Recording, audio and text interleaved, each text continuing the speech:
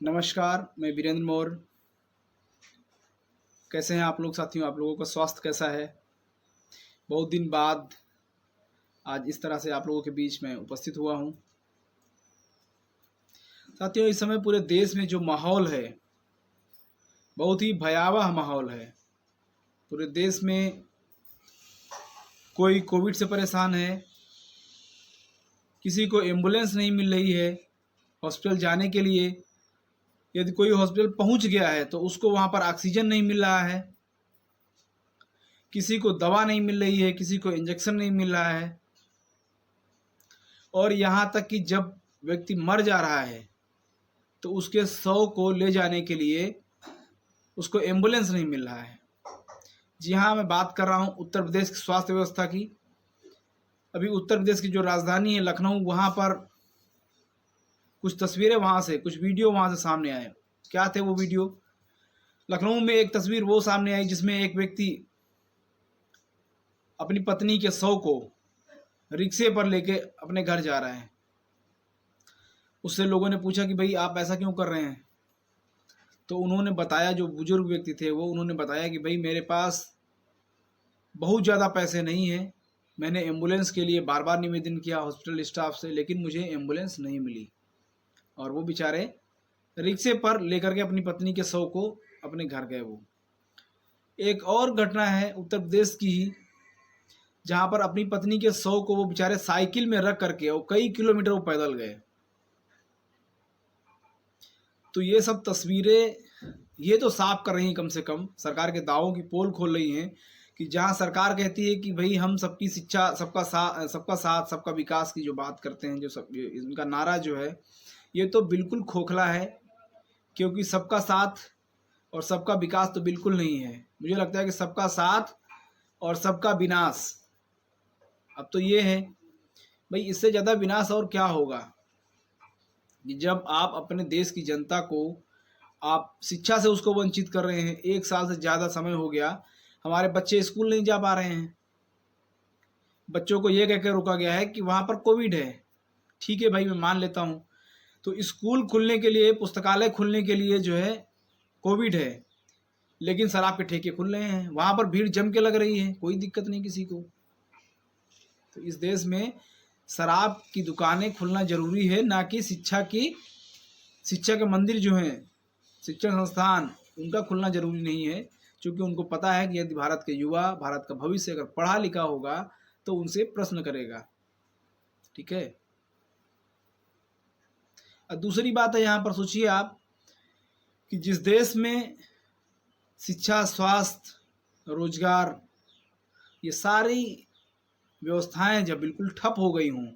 भाई शिक्षा तो पिछले साल मार्च से ठप ही है। सारे शिक्षण संस्थान कमोबेश, कुछ शिक्षण संस्थानों ने इस बार अपने स्कूलों को खोला, अपनी संस्थानों को खोला, और खोलने के बाद साल भर की फीस कुछ लोगों ने जमा किया, कुछ लोगों ने नहीं जमा किया, पर एडवांस में कुछ लोगों ने इस साल की जमा करवा लिया। कापी किताबों की पूरी लिस्ट पकड़ा दी घर वालों को, भाई ये लो और आपके बच्चे के लिए ये लिस्ट है, इसको आप खरीद लीजिए। जैसे ही बेचारे घर वालों ने पैसा फंसाया उसमें, कुछ दिन बाद पता चला कि ऊपर से एक फरमान आता है साहब का कि नहीं, कुछ दिन के लिए स्कूल बंद किए जा रहे हैं। अब वो कुछ दिन इस कदर होते हैं कि 2 दिन, 4 दिन, 10 दिन करते करते वो पूरा अब मई खत्म होने की ओर है। तो इस तरह से पिछले साल से लेकर के अब तक जो है, पिछले साल मार्च से अब मई आ गया है, तो लगभग 1.25 साल हो गया है। और 1.25 साल में शिक्षण संस्थान तो धड़ाम है। अब स्वास्थ्य की बात करते हैं। स्वास्थ्य की हालत किसी से छुपी नहीं है। इस बीच में ऑक्सीजन के लिए लोगों को इतना भटकते देखा गया है, कितने लोगों की जानें गई हैं इस वजह से कि उनको हॉस्पिटल में ऑक्सीजन नहीं मिला है। और कितने लोगों की तो जान सड़कों पर गई है जिनको एम्बुलेंस ही नहीं मिला या अस्पतालों में बेड नहीं मिला। हमारे देश में कुंभ ज़्यादा जरूरी है। कुंभ के लिए कई 100 करोड़ रुपए खर्च हो जाते हैं, क्योंकि वो आस्था का विषय है भाई। अगर आप किसी की आस्था पर प्रश्न करेंगे तो लोगों की भावनाएं आहत हो जाएंगी। लोग आपको घेरेंगे कि भाई अरे आपने ऐसे क्यों कर दिया, आपने ऐसा कमेंट क्यों कर दिया, आपने आपने अपना स्टेटमेंट ऐसे क्यों दे दिया। तो आस्था के नाम पर तो इस देश में कुछ बोलो ही मत। कई 100 करोड़ रुपए खर्च हो जाएंगे कुंभ के नाम पर, कोई दिक्कत नहीं किसी को। लेकिन वही पैसे अगर एक अस्पताल के लिए खर्च होते और एक अस्पताल बढ़िया अस्पताल एक तैयार होता, तो आपको दूसरे प्रदेशों में भागने की जरूरत नहीं होती। अब बाद में वही अंधभक्त टाइप के लोग गाली देते हैं केजरीवाल को, बोले केजरीवाल के यहाँ दिल्ली में जो है इलाज नहीं हो पा रहा, लोग भर्ती नहीं लोगों को कर रहे। अरे भाई, उनकी जो कैपेसिटी है वो अपने प्रदेश में उन्होंने अपनी क्षमता के अनुसार अस्पतालों को डेवलप किया है। आप जो है, आपकी जो जनसंख्या है, आप आपके प्रदेश में जितने लोग रहते हैं, आप अपने प्रदेश के लोगों को शिक्षा, स्वास्थ्य, रोजगार आप देंगे या फिर दिल्ली और गोवा और महाराष्ट्र वाले लोग देंगे, वहाँ के मुख्यमंत्री देंगे? तो दूसरे पर आप लोग ठीकरा मत फोड़िए। यही कहूँगा कि भाई अपने यहाँ जो है आधुनिक संसाधनों से लैस जो हॉस्पिटल हैं उनको अपने यहाँ पर खोलिए, और हर, यदि संभव हो तो हर जनपद में एक अस्पताल कम से कम ऐसा हो कि जहाँ पर सारी सुविधाएं हों। और सारी सुविधाएं किसके लिए हों?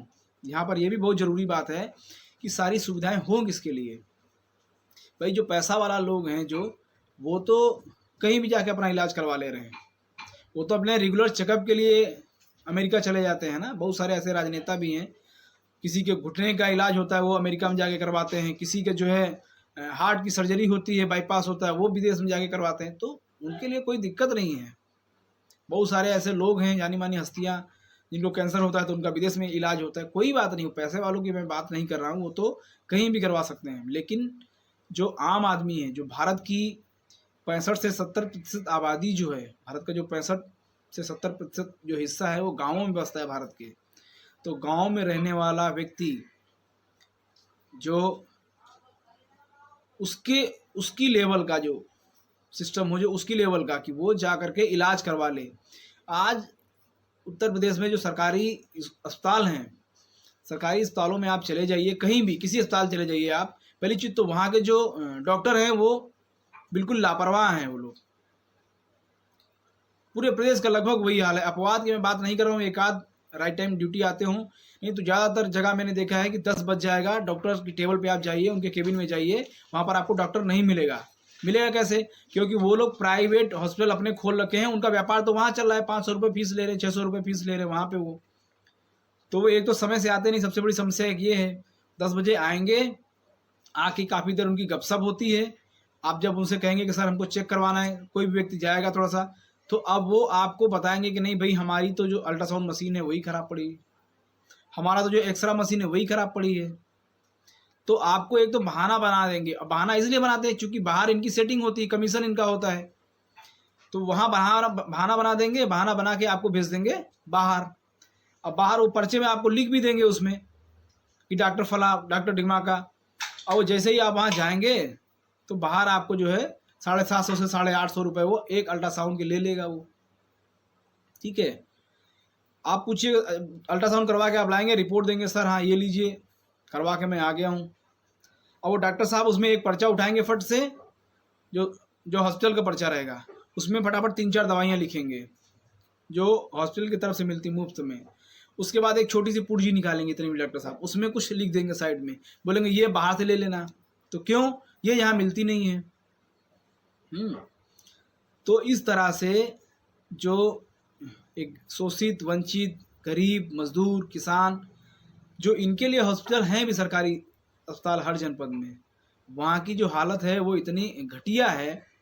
अब अगर कोई अधिकारी आ रहा होगा निरीक्षण के लिए, तब आप देखिए पूरे हॉस्पिटल में बिल्कुल क्लीन डेटॉल डाल के बिल्कुल चमका देंगे उसको, विदिन मिनट चमका के बिल्कुल एकदम डॉक्टर अपने केबिन में बढ़िया फूलों का गुलदस्ता लेकर के, लीजिए सर, एकदम स्वागत करेंगे उसका, जैसे लगा बिल्कुल राइट टाइम रहते हैं सब। जबकि सरकारी अस्पतालों में जो गैलरी होती हैं, जो वहाँ पे जो आम जनता के लिए जो टॉयलेट बाथरूम वगैरह होते हैं, उनमें इतनी गंदगी होती है कि यकीन कीजिए, आप लोग कभी अगर जाएंगे तो देखिए वहाँ क्या हालत है। मतलब जो एक आम भारतीय के लिए व्यवस्थाएं हैं कैसी हैं वो। तो शिक्षा, स्वास्थ्य और रोजगार की तो साहब बात ही मत कीजिए। इस समय जो NRI लोग थे बेचारे, जो विदेशों से आकर के भारत में फंस गए, उनकी हालत देखिए आप। जो लोग यहाँ नौकरी करते थे, लगभग सारे प्राइवेट सेक्टर भी धड़ाम हो गए हैं। कानपुर में जितनी इंडस्ट्री थी, लेदर फैक्ट्रियाँ जितनी थी, सारा का सारा सिस्टम लगभग धड़ाम हो चुका है कोरोना में। क्योंकि बाहर से आयात निर्यात हो नहीं पा रहा है, ऑर्डर आ नहीं रहे हैं, जो क्लाइंट हैं वो विदेशों से भारत नहीं आ पा रहे हैं वो, तो इसलिए लगभग ये भी सब कुछ धड़ाम हो गया है। जहाँ पर 300 मजदूर काम करते थे वहाँ पे 25 से 30 लोग काम कर रहे हैं। तो प्राइवेट सेक्टर भी धड़ाम हो गए हैं। जो छोटे मोटे कारोबारी थे, व्यापारी थे छोटे छोटे, उनकी भी हालत पतली हो गई है। और बेशर्मी की पराकाष्ठा यह है कि उत्तर प्रदेश में जो सब्जी बेचने वाले बेचारे, जो रेहड़ी वाले हैं, जो ठेले वाले हैं, जो सब्जी बेचते हैं गांव गांव, एक तो लॉकडाउन चल रहा है, साहब का एक फरमान आया कि मार्केट बंद कर दीजिए, मार्केटें बंद हो गई भाई। अब आपको सब्जी चाहिए तो जो बेचारे रेहड़े वाले हैं, ठेले वाले हैं, उनकी सब्जियों को प्रशासन इतनी बर्बरता के साथ वहाँ पर जो है अपना अपना जो पावर है वो प्रशासन दिखा रहा है। किस पर दिखा रहा है? किसानों पर। उनकी सब्जियों को आप पलट दे रहे हैं, फेंक दे रहे हैं रोड पर।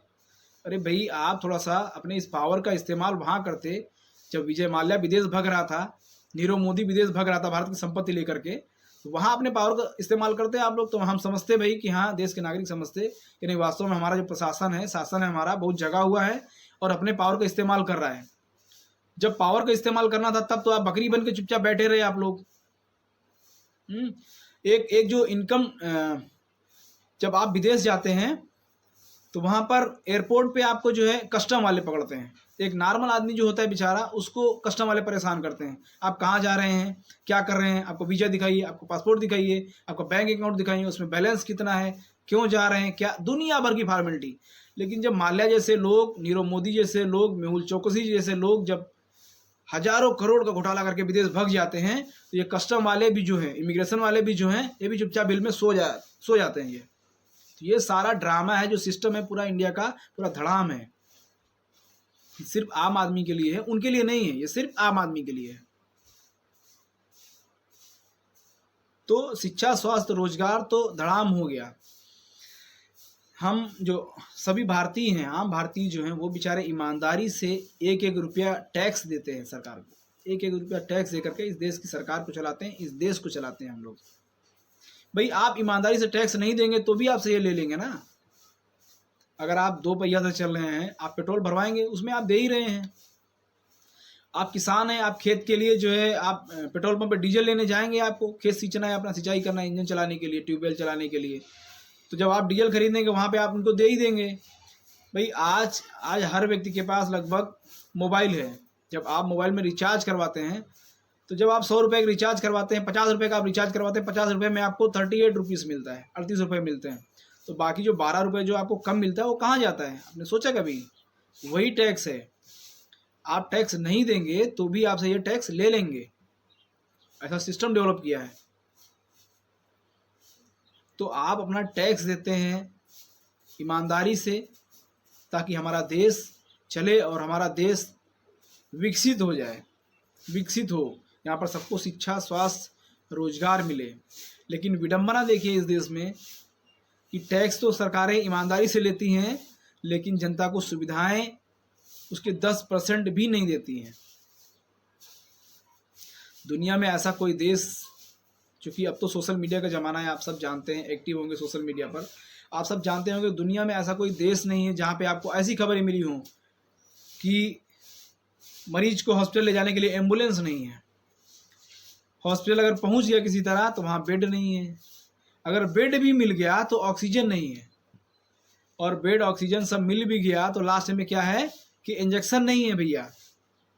इंजेक्शन मिश्रा जी लोग उसमें ग्लूकोज भर के अब बोल रहे हैं कोरोना का ये इंजेक्शन है, उसको बेच रहे हैं धड़ल्ले से। दिल्ली में एक मामला सामने आया।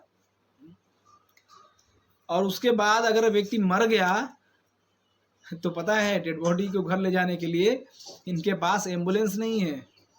हाँ, अगर आप कैसे अपने साधन से अगर घर लेके चले भी गए 100 को, जब आप शमशान जाएंगे तो शमशान में वहाँ पर लाइन लगाइए आप, और एक व्यक्ति के कंधा देने के लिए, बनारस की मैं बात बता रहा हूँ, बनारस की ये घटना है। बनारस में एक व्यक्ति को कंधा देने के लिए 5000 इंडियन रुपीज़ चाहिए, तब आपका अंतिम संस्कार किया जाएगा।